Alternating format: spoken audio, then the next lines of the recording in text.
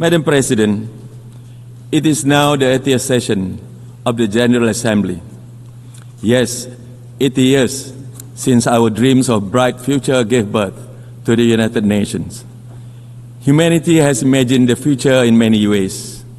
Among other things, we imagined that in some of its darkest version, information overload would numb critical thought while apathy take over.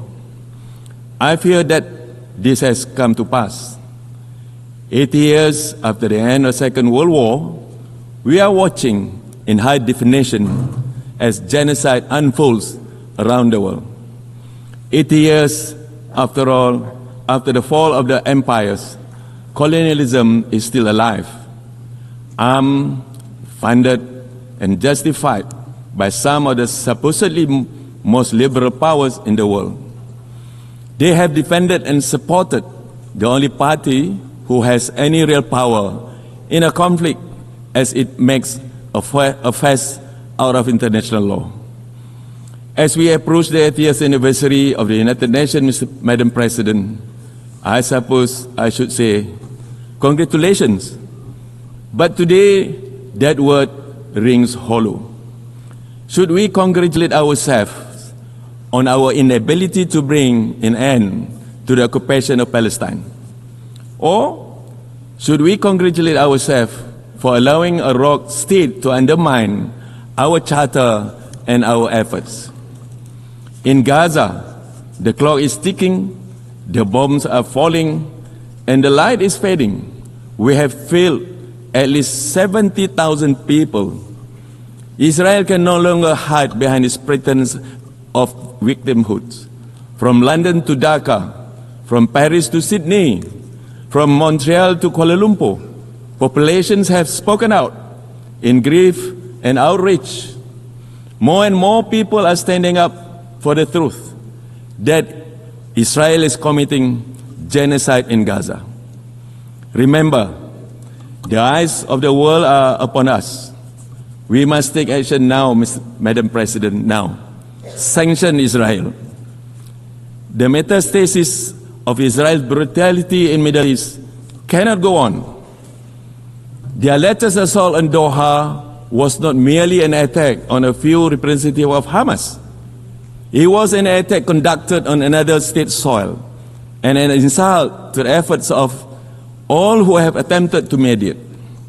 And it is a signal that Israel violence will continue to destabilize the region. The effect of this will spill over to the rest of the world. The atrocities may have begun with Palestine, but they certainly will not end with Palestine. As the Middle East grows ever more dangerous for its residents, we will feel the reverberations all over the world. And this is why simply advocating for a two-state solution is not enough, Madam President. Malaysia will agree to any measures of the support for the Palestinian people, including the New York Declaration. But let us be clear. Let us be clear, there are only three real answers to this conflict. Number one, to take concrete action against the occupying force. Two, to lend our long-term support to the development of a self-governing Palestinian state. And number three, to reform the United Nations and ensure that such a travesty of justice never happen again.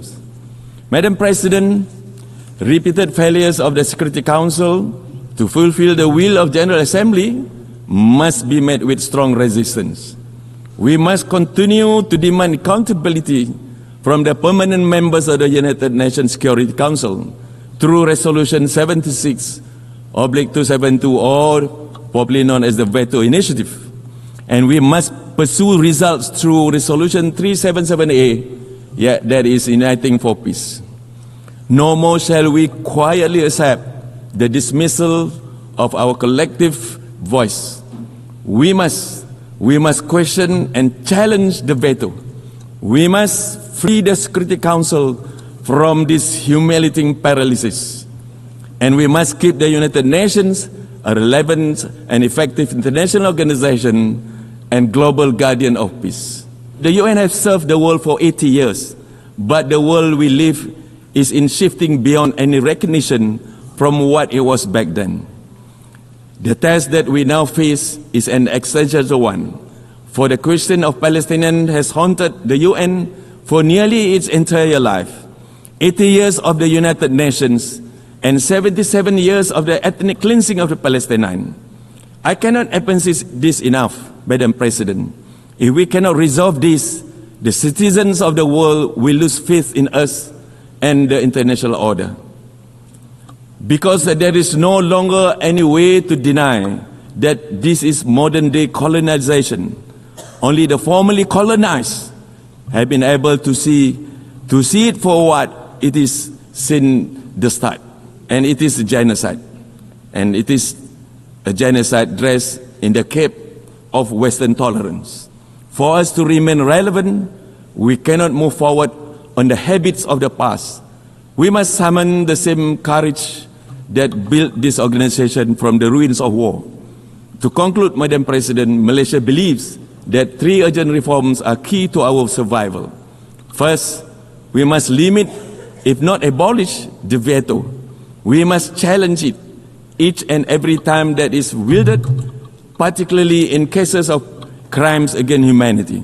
Second, authority must flow back to the General Assembly, and the most inclusive body, as the most inclusive body of this House, it should be allowed to serve as the conscience and voice of the world unimpeded. And third, we must redesign global financing mechanisms to ensure transparency and fairness for the global South. Reform is no longer a choice, it is our imperative. Madam President, to be better together, we must change together. Billions of lives depend on whether we succeed.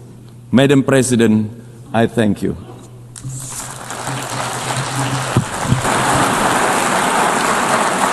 I thank the Minister of Foreign Affairs of Malaysia.